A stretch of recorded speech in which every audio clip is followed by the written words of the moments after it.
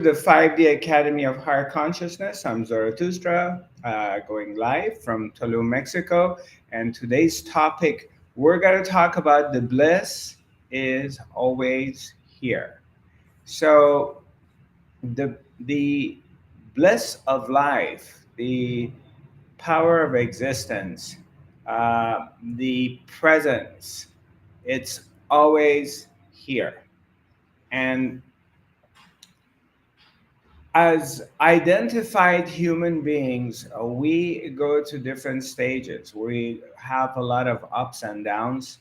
Um, and this is like if anybody has ever been on the ocean or lived close to the water, like a big body of water, like a huge lake or the ocean, uh, must have experienced the tides that they go up and down.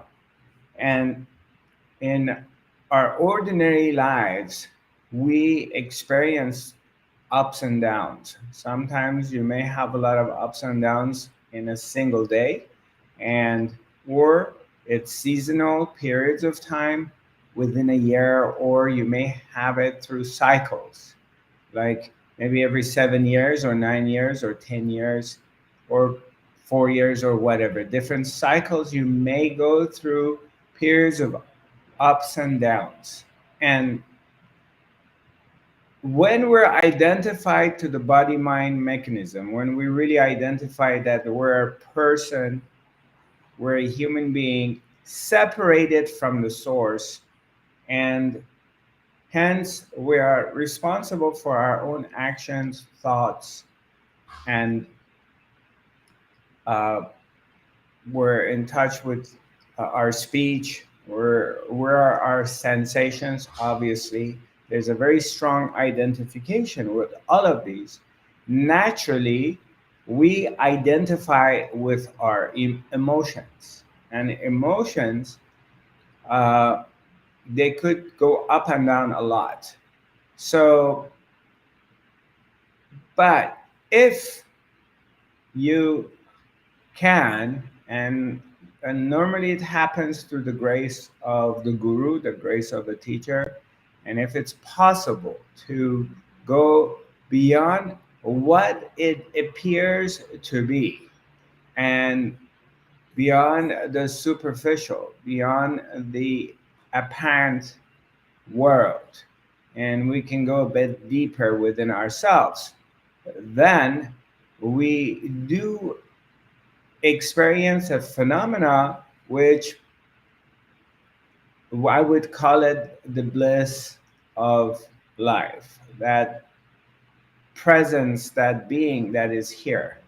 And normally to do that, you have to go beyond the chatters of the mind, because the mind is always like chatting, blah, blah, blah, blah, blah, and the emotions go up and down. So there's a lot of um, distraction by the mind, by the emotions, by the sensations of the body, that it deviates you from the very truth of who you are.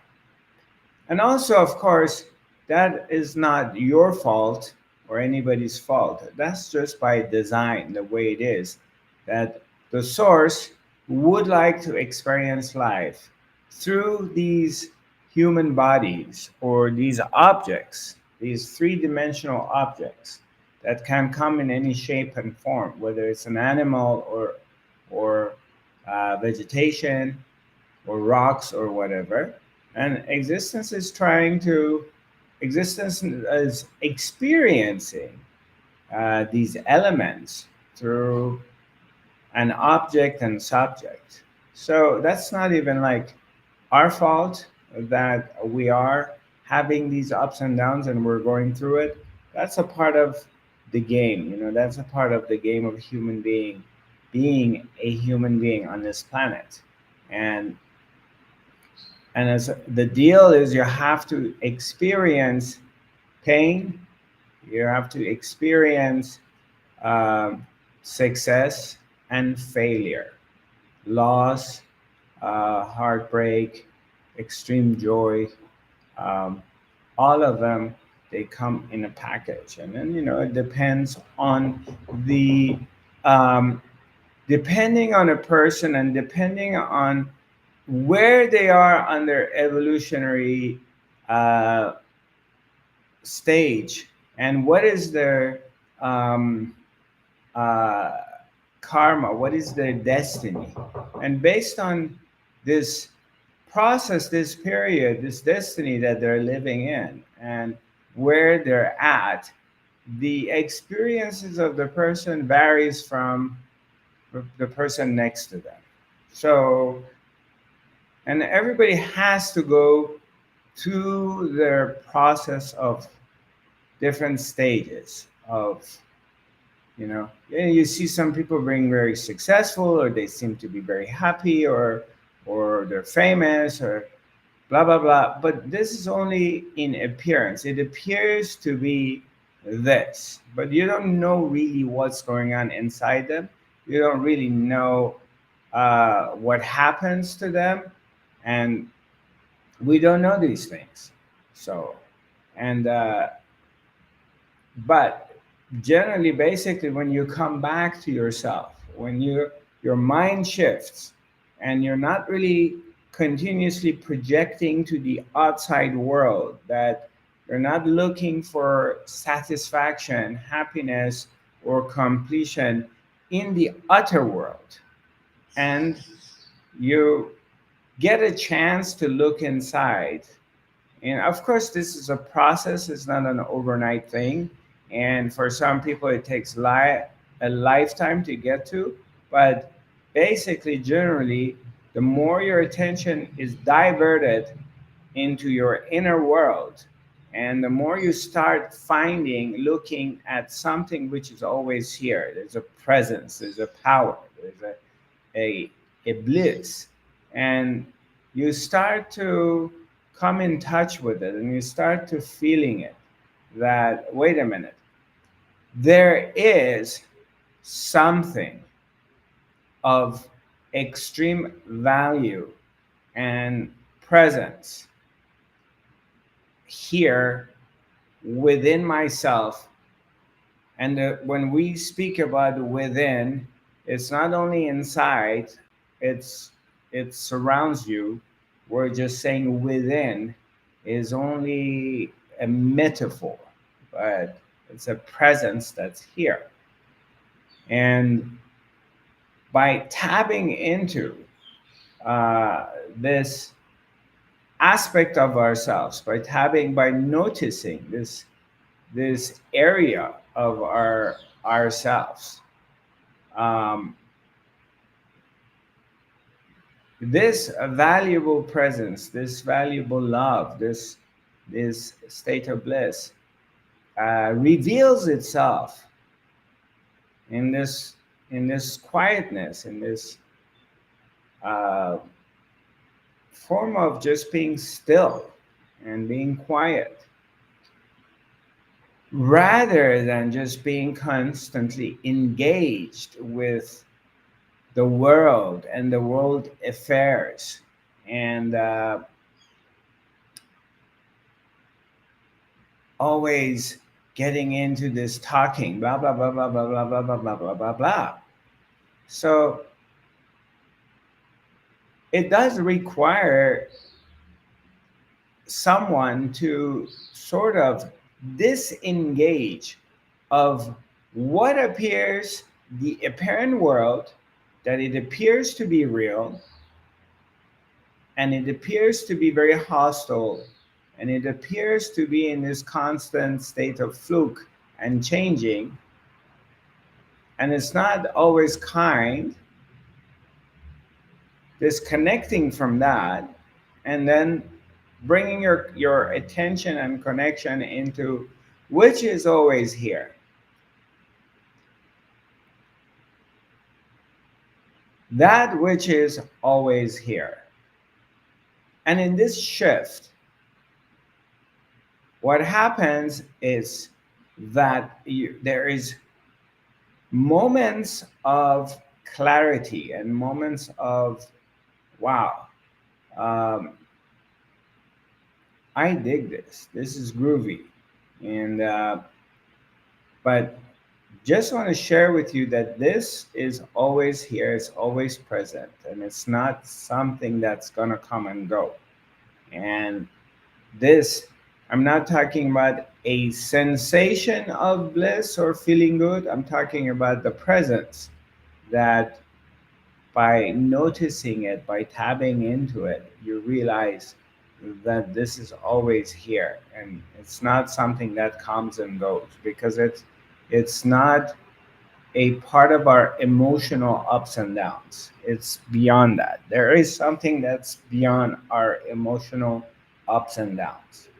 And that is what I'm referring to. Now, the we've all heard stories of different masters, different teachers. Like if you grow up in the Western Hemisphere, they speak a lot about the love of Jesus Christ, or the bliss of Jesus Christ, and which is a metaphor. Again, they're referring to something that they're putting a name to it. But uh, again, that love or that bliss that they speak about is not a personal thing, and it does not belong to one person. It is something that it happens at one point in our lives. We get a glimpse of it, or we tap into it for one reason or the other. So, but it's good if it's brought to our attention somehow, and somehow, some in whatever way, there is a discovery of this place. And I can't call it a state. It's not a state of bliss, because states, basically, if you get into it, you realize like we go through different states in our lives. We go through uh, different ups and downs, and being really high and being really low. But this is not a state. It's not something that comes and goes. This is something which is always here. So it's. I'll give you some examples. For example, it's very interesting because yesterday I was in a situation. I met a gentleman. He seems like an old hippie, and calm and quiet. But he started to talk about politics of his country and of the world. And it was interesting because all of a sudden he went into all this doom and gloom and these things that are going to happen next year and in 2005. These big wars are going to happen, and all these stories. And we were by the beach in Tulum, and yesterday was a gorgeous day, turquoise waters. The water was flat, and we're just standing there talking. And I'm looking at the beach. I'm looking at this paradise, this gorgeous view. And here's I'm next to this guy who's into all this story about the war and this and that, staring at this gorgeous beach. And I just could not go into this story with him. I couldn't have this conversation because it was so far away visually from my experience in that moment. And for one moment, I told him, my brother, just can you stop? You know, can you put the story away for a moment, please? And can you look at the ocean? What do you see? So, oh, yeah, da, da, da, da. And then he started to tell the story. I said, I'm sorry, can you stop for a second, please? I'm asking you, let's not talk about uh, world's problems. Let's just take a moment, take a deep breath, and just look at this white sand beaches with this turquoise water. And is there war right now in front of you? Are you experiencing? Is your experience in this moment, is bombs falling on your head, or your friends are being blown apart, or are you just it's peaceful and it's beautiful, and it's like heaven. What is your experience right now?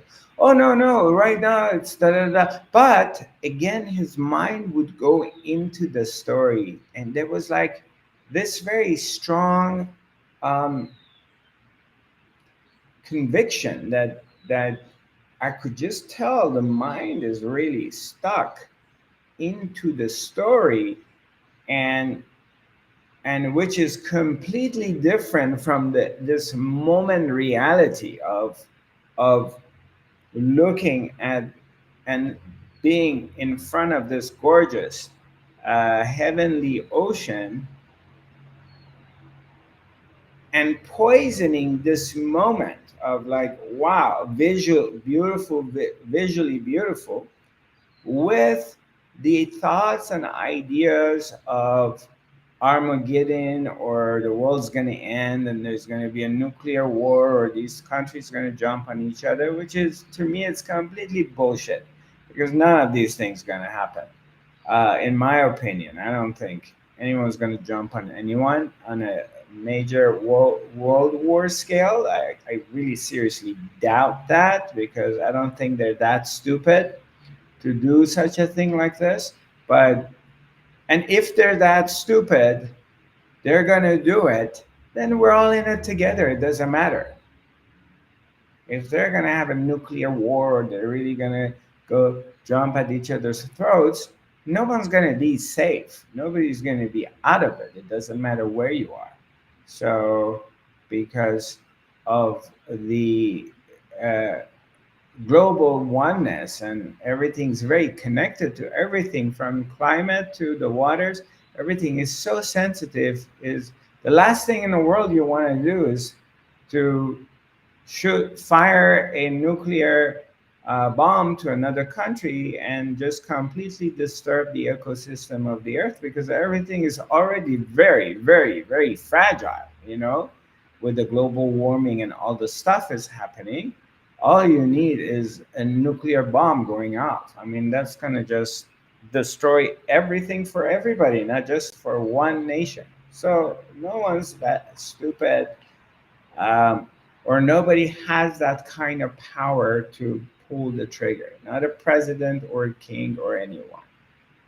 These decisions are being made uh, by groups, and it's not just a person who can decide on that. So I wouldn't worry about that, and I wouldn't ruin and destroy this moment of life over these thoughts and ideas, and no matter how much media likes to stir up the pot, which always does that. And I would come back here. I would come back here. And of course, somebody may come and say, well, Zarathustra, how can you be so unpassionate? Or how can you not have any kind of empathy? Or you could be insensitive to the population of the world, which is suffering from wars and disease or poverty. But that is not true. It's not like, as an awakened being, or as someone who's on the path, and you're doing spiritual work and you're working on yourself, it's not like you're ignorant to other people's sufferings. This has nothing to do with ignorance or being insensitive to other people's sufferings. This is not getting engaged and not getting involved with the world of Maya, with the world of thoughts, the world, I call, my teacher used to call it the Maya, not getting involved with it. And in that, you're aware of it, but you're not involved with it, because the moment you get involved with the Maya, then what happens is that you're not here anymore. You have completely have emerged into the 3D world. And the 3D world is not a safe place. The 3D world has its ups and downs all the time, and it's full of fear, separation, worry, anxiety. That's what the 3D world is. There's nothing calming about it. So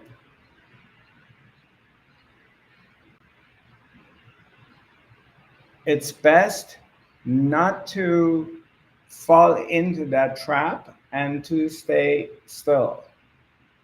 And you just stay still. Stillness.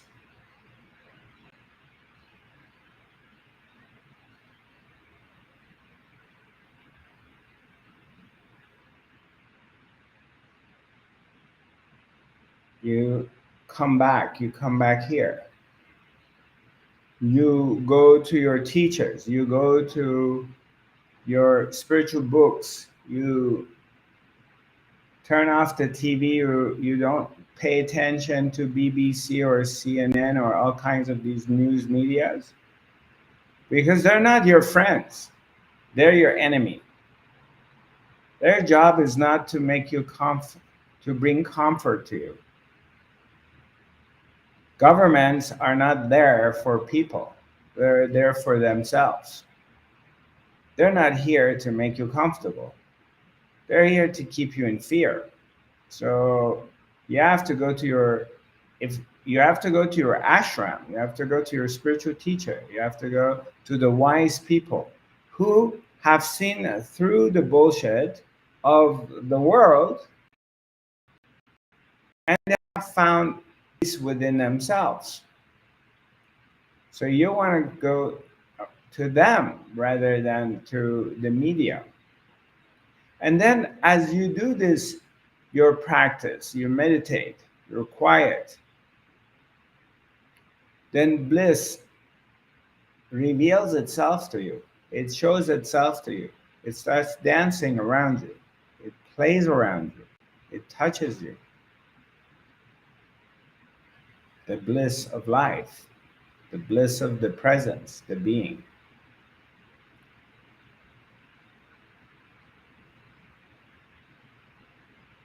And then it's interesting from there. Later on, I went to, there's a little spa. They have a sauna and a steam room. And for me, going into the sauna or steam room, a sauna to me is a holy place. It's like a temple. It's not a place you go in the sauna and you start blah blah blah talking to your friends or being loud. If you want to say something, you just you talk in low tone. But it's in the all the cultures that they're into having um, some sort of a room which they're going to heat it up, and then you go to a cold plunge.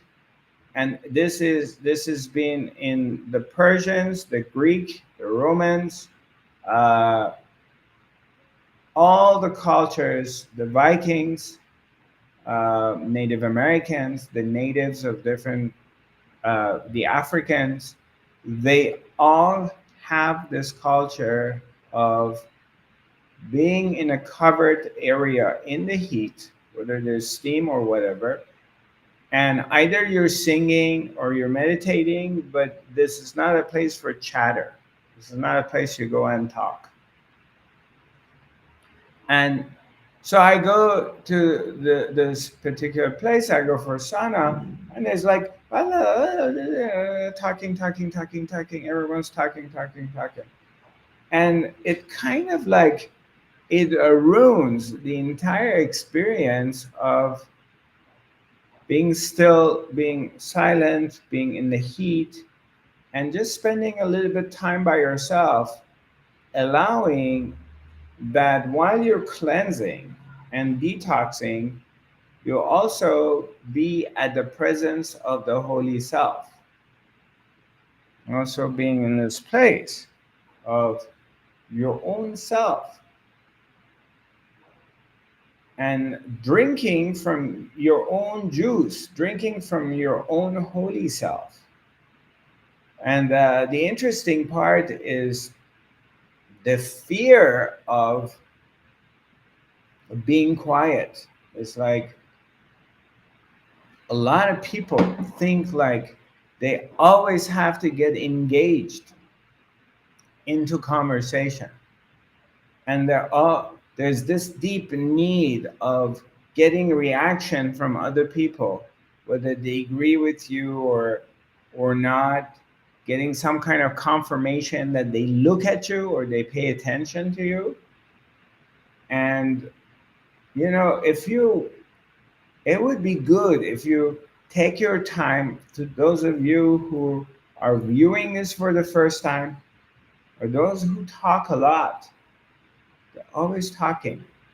And it's a very good moment to just kind of reflect back within yourself that what is it that it's triggering you, that you really need someone to pay attention to you all the time and listen to you, and you have to talk all the time. What is it? Have you ever paid attention to that? This deep need that someone needs to listen to you. Is this childhood abandonment? Have you not been listened to? Did your parents put you down and shut you down? What is it that you have this really deep need, that you always have to grab a stranger or anyone and you have to talk to them? Or is it your fear of aloneness, fear of being silent, being in this moment and being with this moment?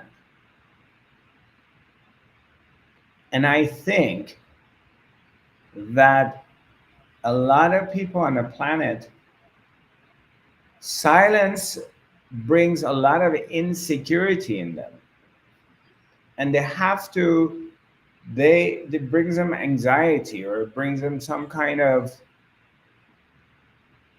weird feeling that there's this deep need of filling up the space with words and engagement with other people. So by filling up the space by talking, then you don't really get a chance to feel your presence. You don't really feel your own presence.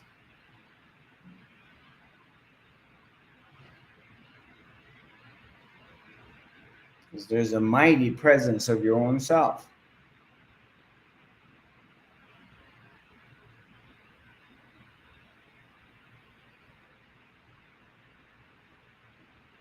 I don't know if you've ever heard of the book. It's called um, hmm. I only remember half of it. It's hmm. For a moment I lost my train of thoughts. It's the It will come to me. It's about the life of Gurdjieff, and basically it's referring to the power of presence, the power of the being. And when you're just hanging out by yourself, there are moments like you get a glimpse of your majestic self, of your higher self, of your bigger self, outside of the mind, which is very needy, because there's this other part of us that needs, it demands of, look at me, pay attention to me. Versus that when you're quiet and you're in silence and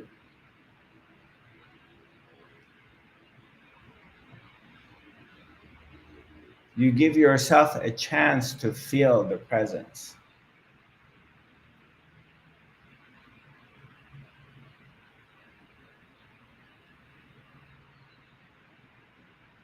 Oh, the name of the book is called The Unbearable Lightness of the Being. The unbearable lightness of the being. Because the being, it's so unbearable, it's so powerful, it's the majestic self, that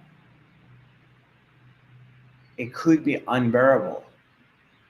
So because of that, a lot of people, they have to talk all the time, constantly. They have to be engaged in something, some sort of engagement,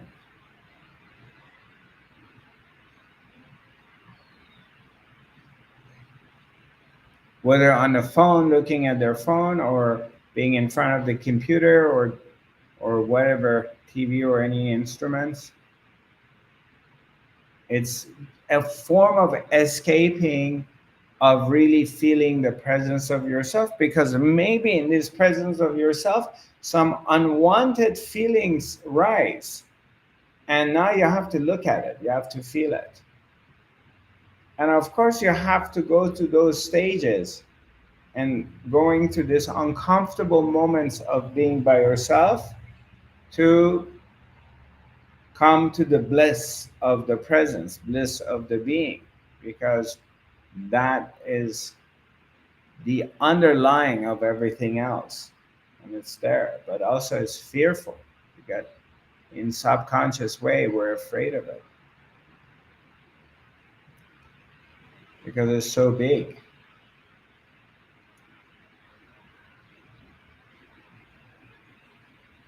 It's kind of like, you finally you found this man or woman, the girl or boy that you really, really like, you've been dreaming about and wanting to talk to them or meet them or hook up with them.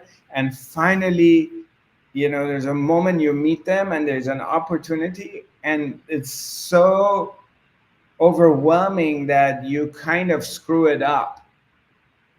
You sabotage it in some level, because you can't handle it, as far as what happens, what's going to be like if I hook up with them. And and the fear comes, and this nervousness comes, that you have to destroy it. And the same metaphor could be used for the presence of our own selves, because, oh my god, I'm alone with myself, and I have to feel. So do something. To me, let me do something so I don't feel.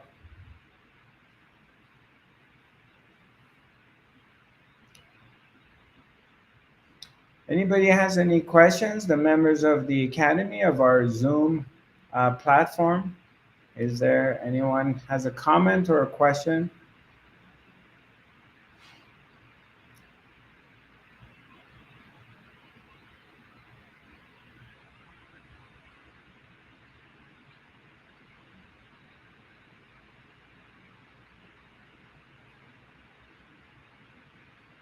Cool. So let's just sit together for a few moments of silence and meditation. Let's just be together here and just feel it.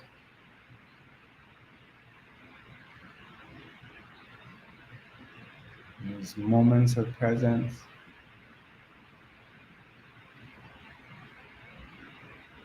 Just hang out with your own beautiful self, your own beautiful being.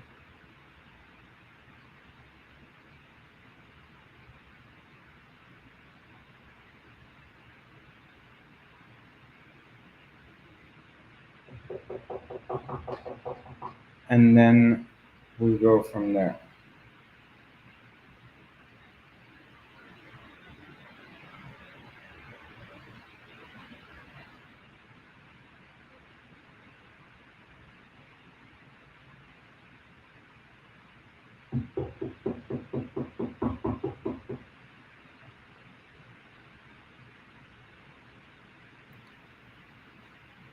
Hmm.